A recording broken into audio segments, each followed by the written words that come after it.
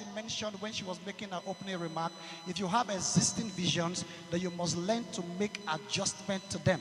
The reason why you are making adjustment to any measuring instrument is so that you can have accurate results when you do measurement. Again, I'm speaking as an engineer, and what comes to my head every time I do measurement is to achieve precision.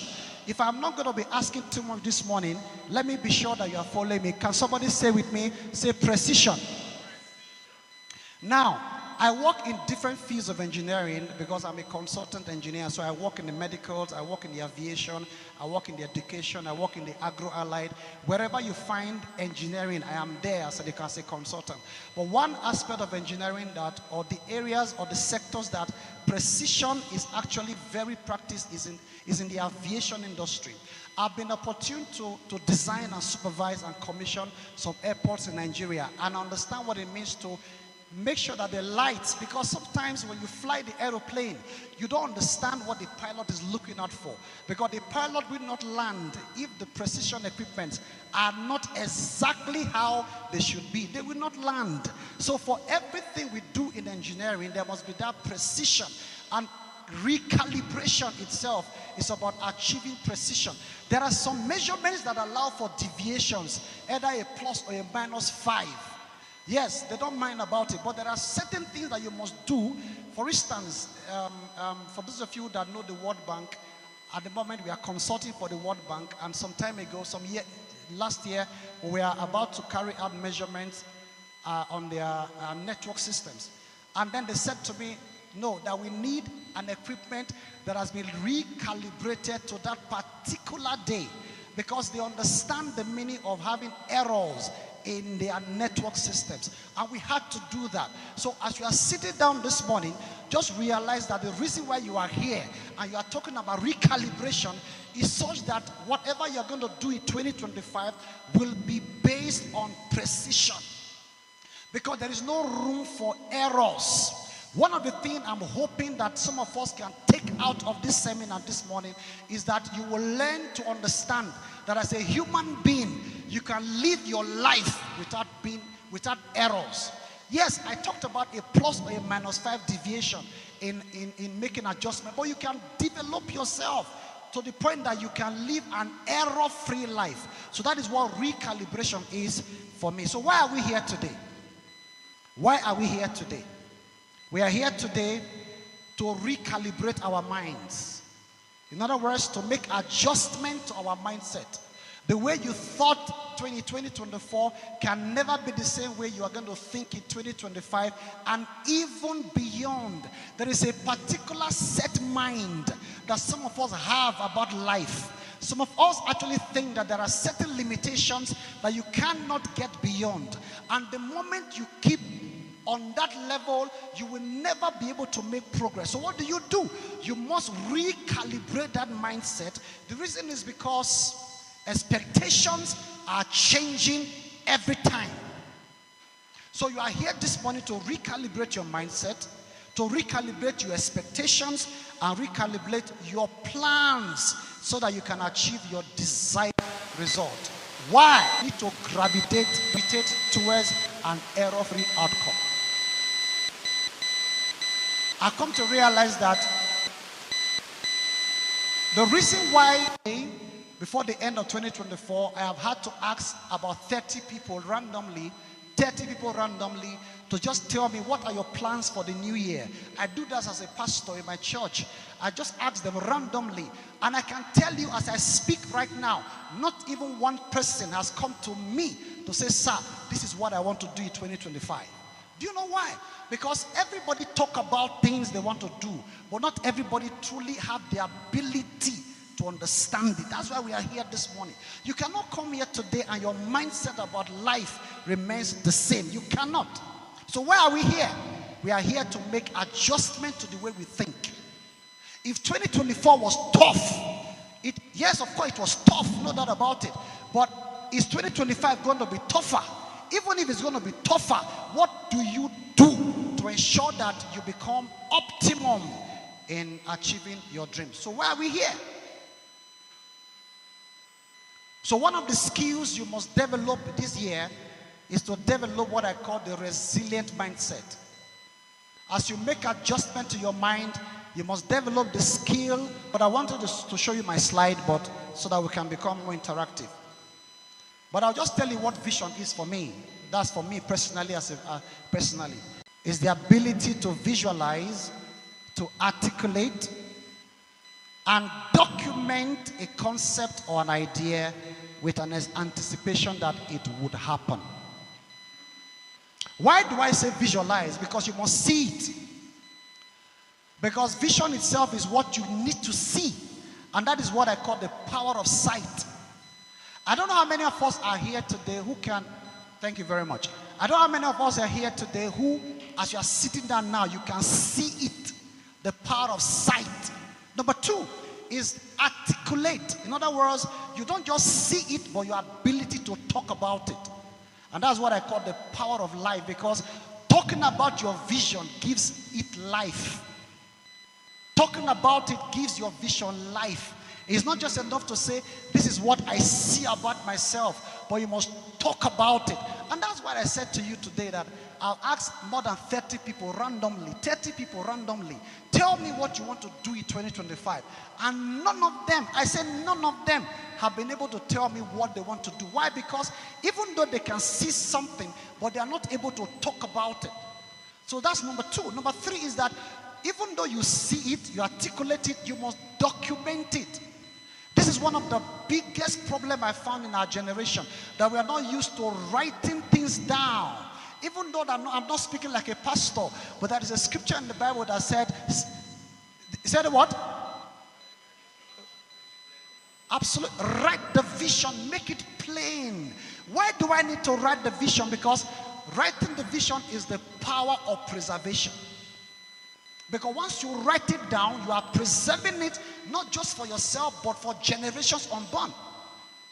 The man who manufactured this microphone saw the microphone that it can amplify someone's voice and wrote it down so that today you can pick up a document about the microphone, read about it, and even improve on it.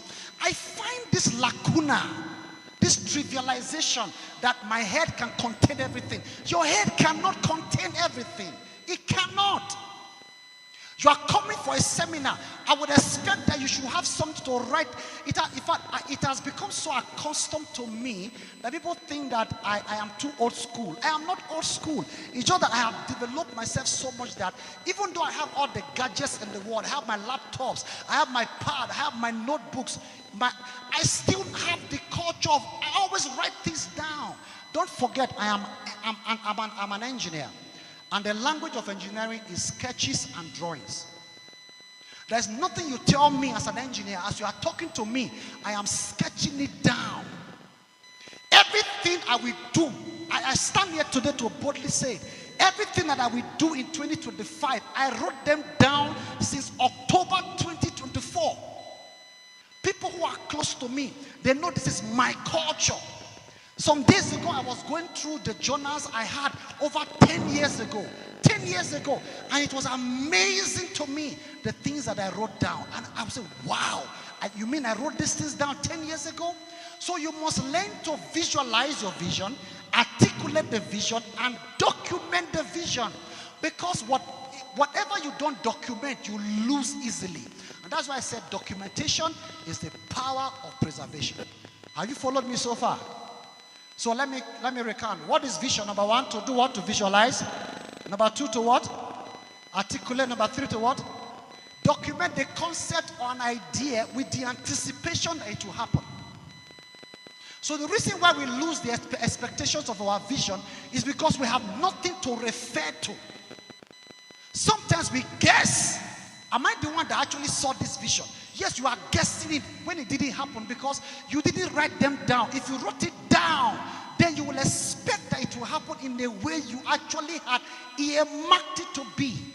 So I'll encourage you today in 2025, when ideas come to your head, ideas are like flashes. They just flash. And let me tell you something. Whatever ideas God gives to you, you are not the only carrier of that idea. He gives the same idea to everybody around.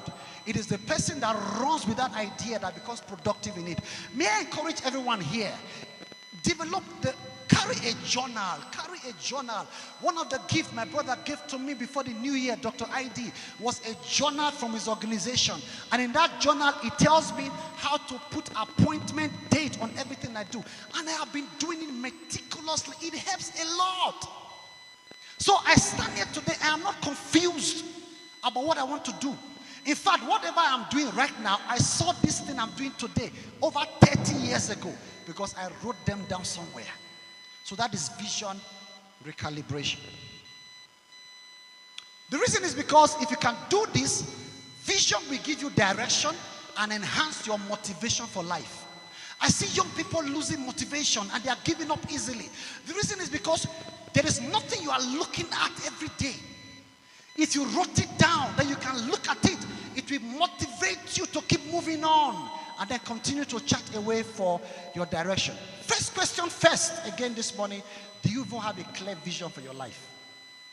First question first, do you have a clear vision for your life? If you have been able to answer it yes, then write it down. So how do I recalibrate my vision? How do I recalibrate my vision? Now, I'll show you 5 things which I call the components of the vision, because there's one thing to have vision, it's another thing to look at the components of the vision. Every vision you have must have components, the things that you look at every day and then you begin to work on.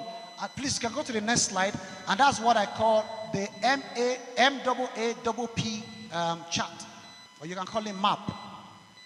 Maybe I can go to the next screen if you have it. MAAPP. MAAPP. Number 1, the first M is motivate. Yeah, that's it. Having a vision is good, but reviewing the components of the vision is what enables you to recalibrate your vision. Motivate, ambitious, articulate, purpose-driven, and partnership. These are things that I do every day. I'll tell you why. Why motivate? Because to motivate means that your vision must be your driving force. You wake up every morning and it's like something is charging you. You are not satisfied with where you are. In fact, your comfort zone becomes so uncomfortable. You want to do more. Something is pushing you out of whatever you think is giving you pleasure. That's the driving force. Motivate. So your vision must motivate you. Number 2, your vision must be ambitious. Because if the vision you have is just for you and you now, it means it's not big enough. You must have a vision that is large. That's what I call the enlargement force. You can go to the next slide so everybody can be looking at it. Then the word articulate comes again. Your vision must have articulation. I spoke in the first place that you must talk about your vision. Talk about it. Let people know this is what I want to do. Now, that is one phase. I've come to realize that there's another phase where the vision speaks for itself.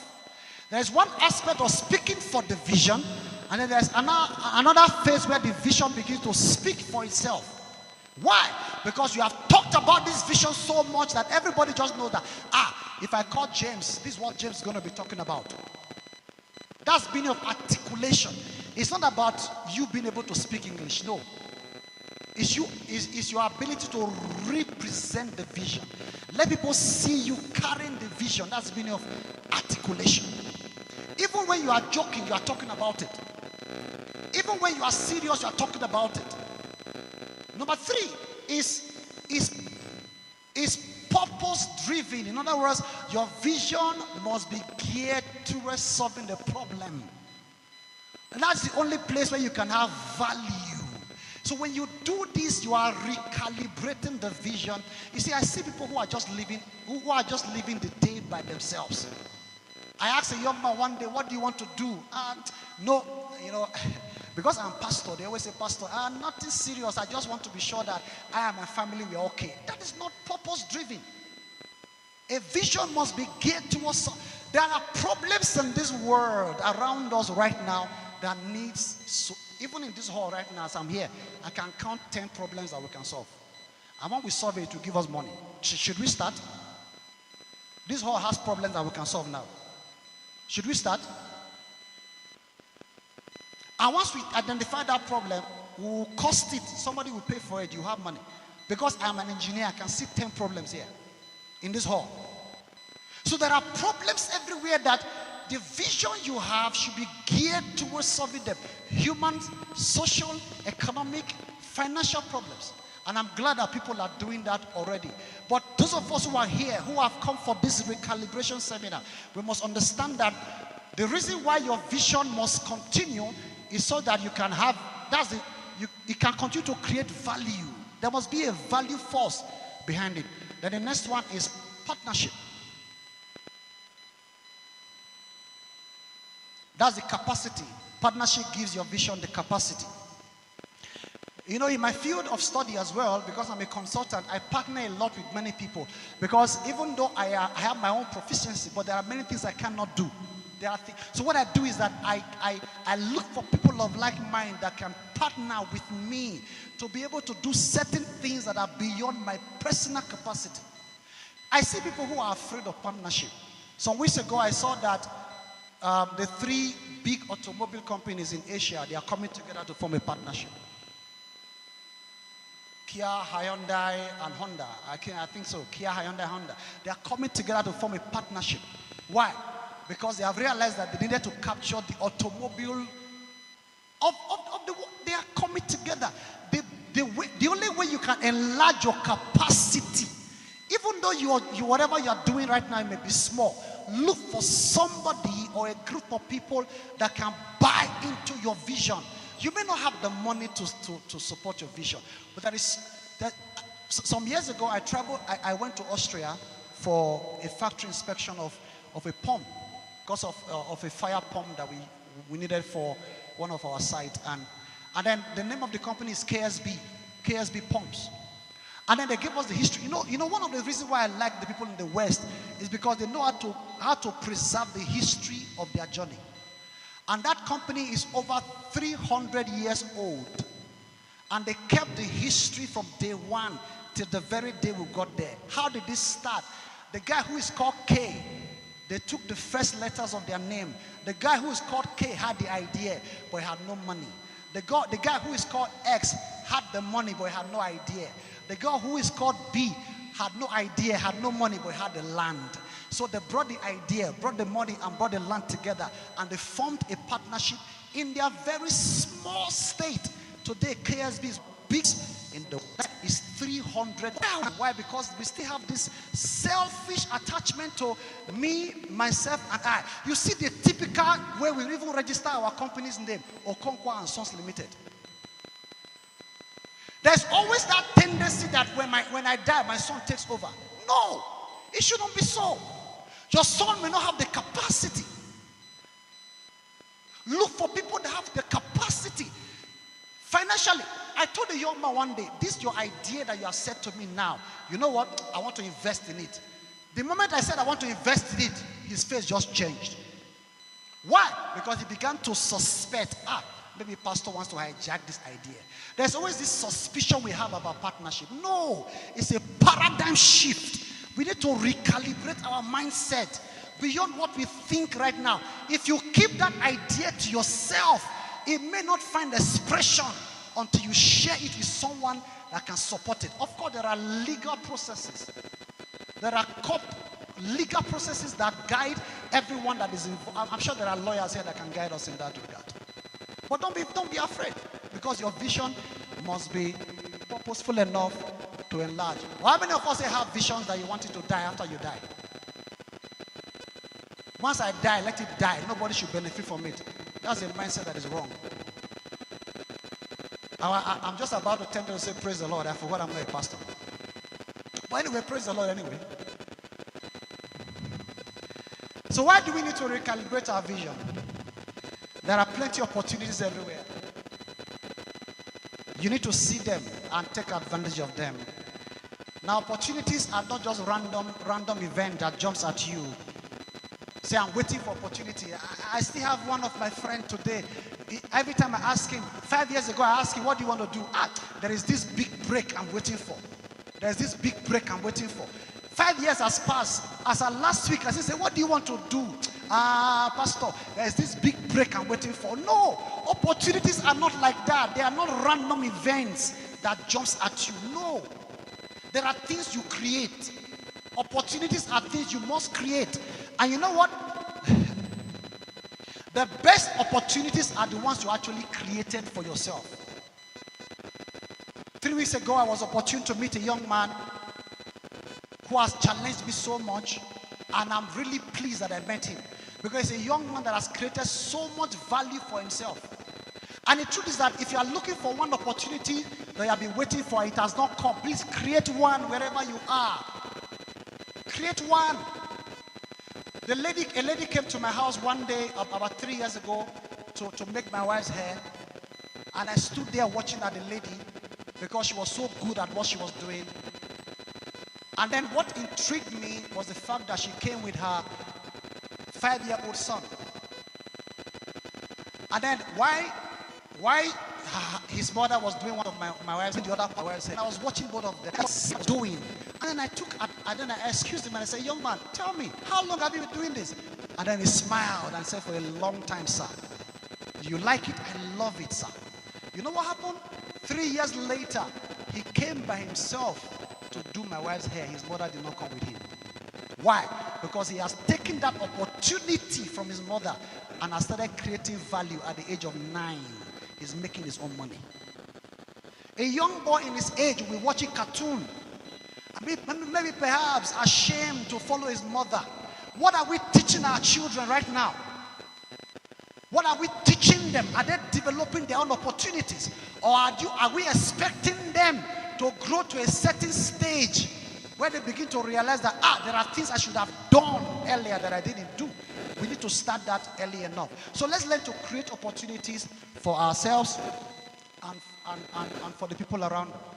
My friend Prince,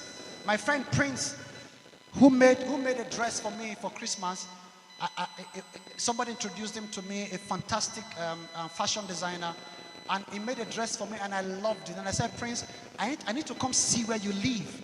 When I entered his house, he has converted his luxurious 3-bedroom apartment to a studio. And I was amazed at what Prince was doing as a young man unmarried. And then I thought that he was just a fashion designer until he opened the boot of his car. And then I saw crates of eggs. Where did you get crates of eggs from? He said, sir, I have a farm. He's not just a fashion designer, but he's a farmer. Of course, he graduated from school with a 2-1, studied a very good course in university, and then realized that he needed to create opportunities even while the jobs were not coming. Today, he sewed a suit for me, one suit for 200,000 naira. And he said, I'm doing it because you are pastor. A suit for 200,000 naira. I looked at the young man. If I have seen him on the road, he's somebody that, in quote, you will never imagine. But you know what? He took charge of his life and created the opportunities for himself. So that's what we're talking about. Recalibrate your vision. Because of time, let me quickly run. Let's talk about value. If you are with me, say yes, sir. Value recalibration. What are values?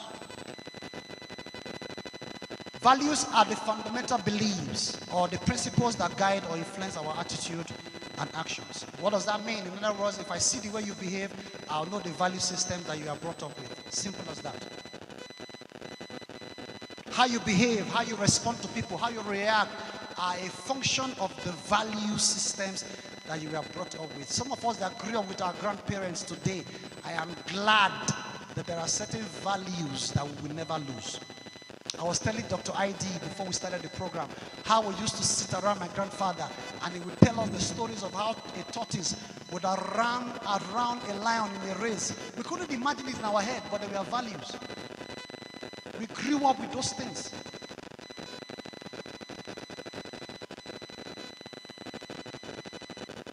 Because values can be acquired. Acquired because they can be taught. They are taught, they are demonstrated, and you learn them. We learn the values we learn the values of hardship. Or sorry, let me not use the word hardship. The values of diligence when we followed our grandparents to the farm. Yes, I did. We learned those values because we acquired it, not in the four walls of a university, but from the family unit. Because values too.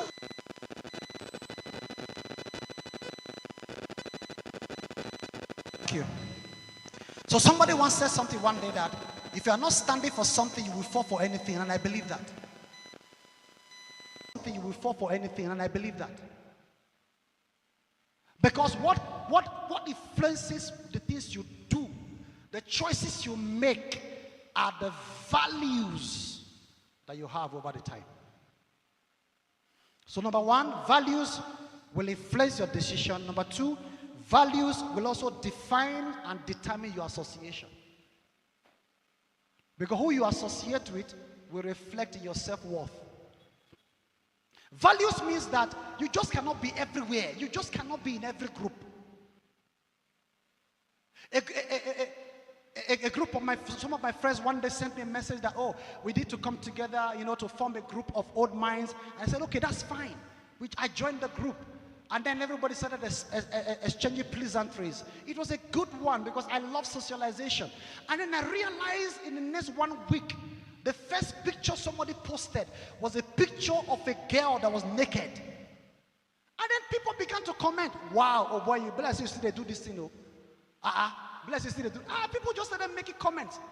And then you know how guys do this thing. I'm talking about men who are close to their 50s. Still excited about nudity. I was ashamed. So I thought it was a mistake. So I went to my phone gallery and I deleted it. The following week I began to see vulgar statements. And I said to my wife, I need to exit myself from this group. Because I do not stand, because nudity is not what I stand for. Is anybody here that stands for nudity? I exited myself from the group until today. I'm not good. I didn't join. Because that is not I was taught to preserve the sanctity of our body. So your values will determine who you associate with. And if you're here today and you think that the associations you have are not in line with the values you were brought up with, you don't need to be told by a prophet or what to do. You need to do the right thing. So there are many forms of values. There are family values, there are personal values, there are moral values, there are organizational values, and there are national values. Unfortunately, many of us don't believe in our national values anymore. In fact, when the national anthem was ongoing, many of us did not even sing. We didn't even know it. We didn't even know it. Even me, I didn't even know all of them. It has become so bad. So there are family values. Do you still know the family values you have? There are personal. Do you even have personal things that people know you for? When it has to do with John, no, don't go there. That's John. No. He won't agree with this. Moral values. I hear people say, no, just keep that aside. No. For those of us that travel a lot, I know many of us travel a lot. A typical Briton, not the American, a typical Briton still has respect for their values. And we say, the white. No, the white people that are real indigenous white people, they have respect. But in Nigeria here, we have, oh my God, what is happening to us? A young boy some days ago slapped his mother. What's happening to us? And people were begging him, leave mama alone, leave mama. Begging who? Leave mama alone. Begging who? That was some weeks ago. When I was serving in Abuja here, some years ago, I went to a restaurant, the very first alawi I received, I said, let me go and spoil myself. I went to a restaurant, and then I got into a mama put. I saw how mama was struggling to sell her food, and I ordered food from mama. Her son was there. And then mama said, I forgot the boy's name, bring me. And then the boy was and talked very harshly at mama. Ooh! I left the food I was eating. That time I have not been ordained as a pastor. And I gave him a slap. Do you know why? Because I cannot forget the day I went to see my own mother, who was frying akara somewhere at Abapanike, Enugu State. And then as she was frying the akara, because my mom is very fair-skinned, and then the oil poured on her leg. Hot oil. That picture flashed into my memory. And then I gave the boy a slap. But now as a pastor, I cannot slap that boy again. Why? You can't do that. Children must have regard for elders. So there are family values, organizational values, national values. All right, because of time. I'll just give you some examples of values and then I'll quickly close now. Examples of values. Compassion is one of them. Empathy. Dependability. Honesty. Forgiveness. Courage. Accountability. Loyalty. Generosity. Respect. Humility. Integrity. Discipline. May I add one more? Diligence. Gratitude. Fairness. Firmness, flexibility, and being considerate. I'll just talk about 3 of them and then I close. I'll talk about honesty and integrity. Honesty means to be truthful and transparent in both your actions and your words. Your words and your action must align. They must be transparent, truthful. You cannot tell me that you are an honest person and everything you do does not align with what you say. No, you are not honest. In business, I see people trying to usurp other people in terms of profiteering. No, there is a way to make profit in business. There's a way to make profit in business. One of the reasons why people will not come back to you is because after they realize that you had overcharged them, they won't come back to you. Be honest. But if the price of a product is 1,000 naira, and as a businessman, the profit you are making is maybe 5%. Good, but don't go and put a 60% margin. We are all in the business space. We know what happens. Be honest and transparent. Integrity means that you are an adherent. You have strong adherence to moral codes and principles. In other words, both integrity and honesty go hand in hand, because honest people have integrity. What it means is that if I'm honest, it means that I'm adhering to the things I am honest about. That's what makes me a person of integrity. To have integrity means that you mean what you say and you say what you mean. That's integrity. You mean what you say and you say what you mean. When they wake you up in the morning, you are saying the same thing. Integrity also means that, and honesty means that you have taken the stand to remain morally upright in spite of the situation. People who have integrity are incorruptible and very uncompromising in what they believe in. I dare say, because of time, that we have many talented people, but very few are honest. As I stand here today, I have a friend who, I'm still praying about him, whether I should cut him off this year. But he's a friend anyway. He collected my money so many years ago to buy me a particular engineering equipment. Till today, he has not bought it. Ask me how many years, over 10 years ago. But is the guy good? He's good. If he comes here now to speak, oh my God, he's good at what he does. But when it comes to money, he took my money. I know for me, again, because I work every day, I do procurement. One of the things I do is that if you bring me a quotation and I ask you, what is your mobilization? Even if you say 50%, do you know what I do? I'll give you 90%. I'll give you 90%, so that you don't get stranded because there are changing market values. That is not a person of integrity. So if you are here today and you have collected somebody's money, you are not a person of integrity. And I'll say to you, so don't expect them to patronize your business this coming year. So go and return the person's money and apologize for taking their money without doing the job. So the talent market is huge, but we have very few honest people, few people that are with high ethical integrity. And I'm hoping that that can change as we finish this seminar this week. 3 weeks, just last week, 26th of December to be precise, I went to a snack bar to buy snacks because my Old Boys Association wanted us to hang out at the Millennium Park. So I got into this confectionery shop and I looked at the show glass. I saw the meat pie. I had called the president and said, President, what do I bring? Say anything, just bring anything. Should I bring snacks? He said, yes, bring snacks. So I was ready to order the snacks. And then I looked into the show glass and I perceived that they were not fresh. And then I asked the lady. Jokingly, I said, these your snacks, are they fresh? He said, yes, sir, they are fresh. Oh. I said, are you sure? And then I said, are you sure? She said, At that moment of I knew she was lying. Just be transparent. Say, sir, no. Do you know when they made that snack? Over 5 days ago, they kept it there. And then she was selling it to me as though it just came out of the oven. Be transparent.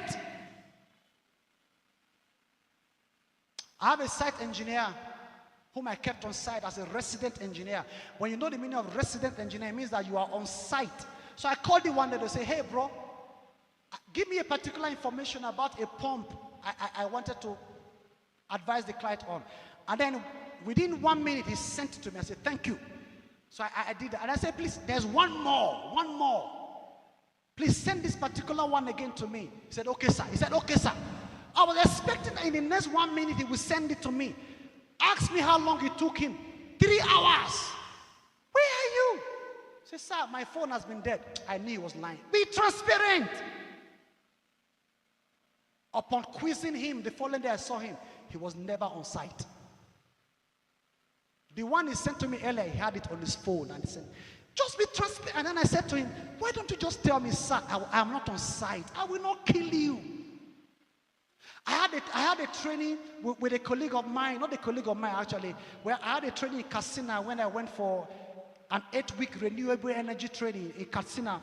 And then there was a young man that came for that training. You know what he did? His organization sent him to another state for an inspection. But he abandoned that inspection and came for that training. Good. What he came for was good. But his approach was wrong. He lied. And I said to him, do you know you lied? You could have just told the organization, I need this training. Oh, can I attend the training? He said, no, they will not agree. Then don't lie about it. You know why? The day we finished that training, he was the only one that died in the road. Be transparent. It was after he died, the organization knew. He never went to the site. You know what he did? He kept somebody else there on the site and was paying the person as though he was one there. Be transparent. A friend of mine who is a pastor invested money in a poultry business, a very huge poultry business, with the intention that he would get value. Everyone he kept in that place started stealing from him. He got tired and decided to bring his own younger brother. After all, this one is my blood. His brother ran the business aground. Be transparent. There's something my wife always tells me. You cannot steal from me and be better than me. Do you believe that? You cannot steal from me and be better than me. It's not possible, sir. I heard somebody say it's possible. It cannot be possible, sir. Because sometimes what we call wealth, I hear somebody say it's possible. It's not possible. Can I tell you, people that steal from Nigeria now, they will suffer for it. We celebrate thieves in Nigeria. They are stealing the commonwealth of a nation, and we celebrate it. It's part of the values that we are talking about. They may die and leave the wealth for their children, but such wealth may not be a blessing. Sorry, hope I'm not scattering somebody's table here.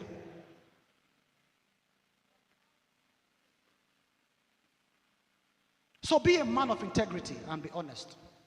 You may not be the most gifted, you may not be the most talented, you may not be the smartest in whatever you do, but once people know that they can trust you with their resources, then be sure that they will keep coming to you.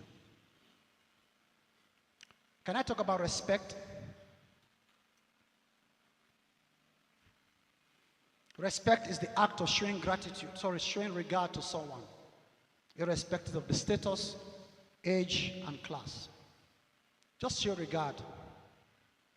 Everyone you meet deserves to be respected. Everyone, irrespective, whether you are bigger than them or greater than them, just show them respect. They deserve to be treated right. When you give respect, you earn respect.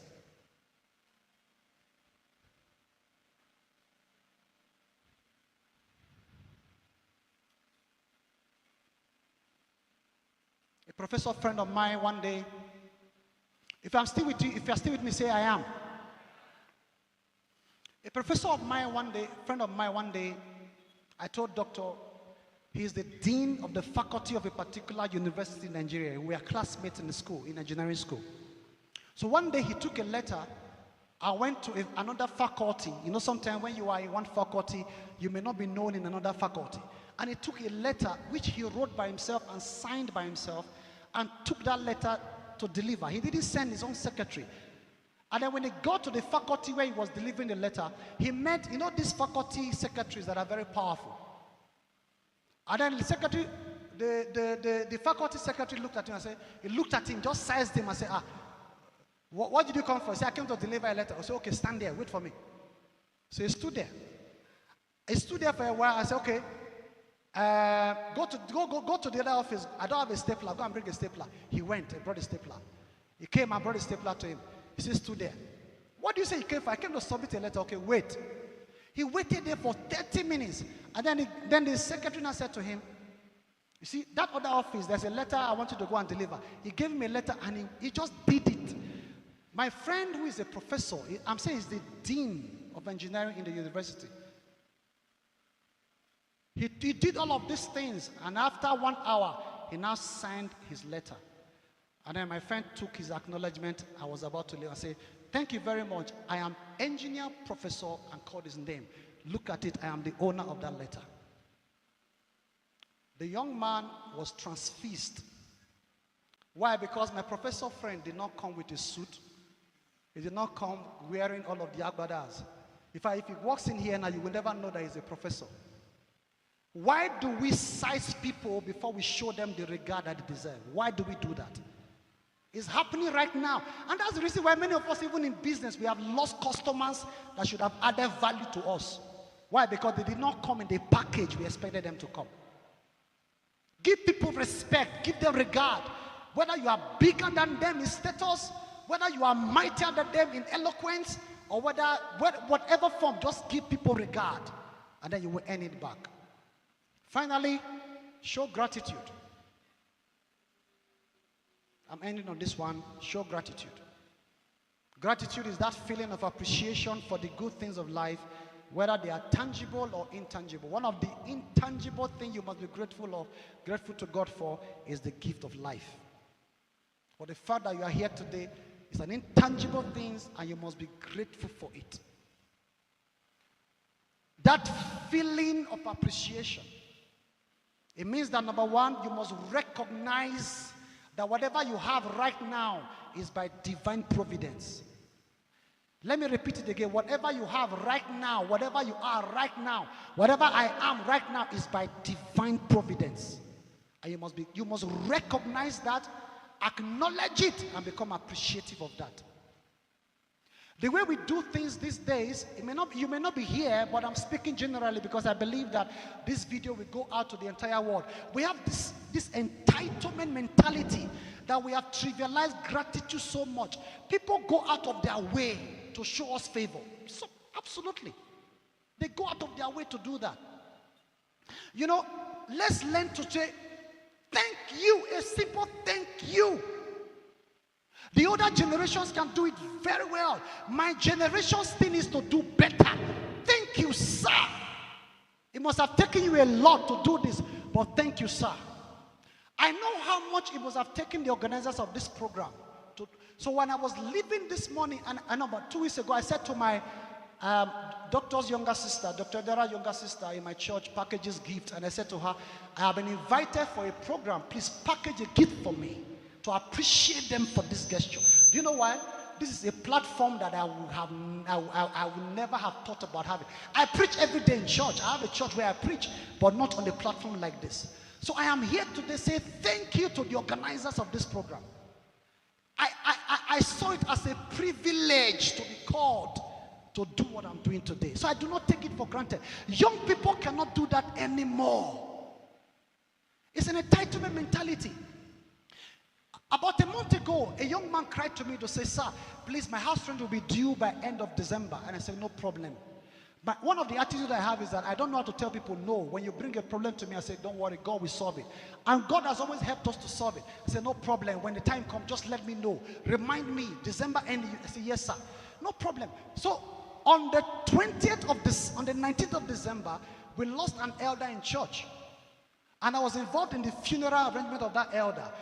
On the 21st of December, I was at the Gudu Cemetery to identify the spot where the elder will be buried. And then my phone beeped. It was this young man that sent me a message. Good morning, sir. I just want to remind you about what we discussed. About my house rent. And I said, okay, I've heard. He said, in our reply, I said, sir, I want to pay it now.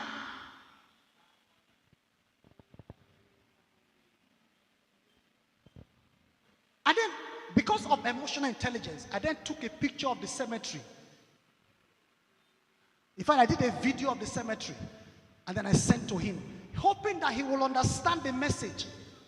And I said, sir, no, I just want to remind you.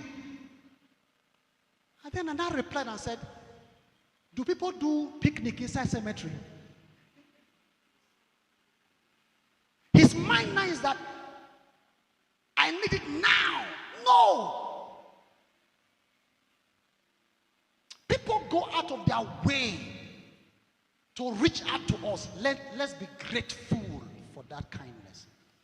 And of course, I delayed that request till the end of December. I paid his house rent anyway, because it was a promise I made. But I just realized that there's a generation that is coming after us that will not understand what it means to say thank you. Do you know why? Because many of us are not even showing the example. Entitlement mentality. So must recognize, acknowledge, and appreciate. I give you a scripture because even though I am not a pastor here this morning, Psalm 3 verse 5 says, I lay down and I slept and I woke up because it was God that sustained me. Be grateful for the little you have so that you can get more. I'll just read 2 statements to you and then I leave. Gratitude is the best attitude you can have. Research shows that people who practice gratitude are 85% mentally healthier than those who have ownership mentality. People who practice gratitude are 85% mentally healthier than those who have ownership mentality. Finally, it has also been proven that gratitude revives your brain.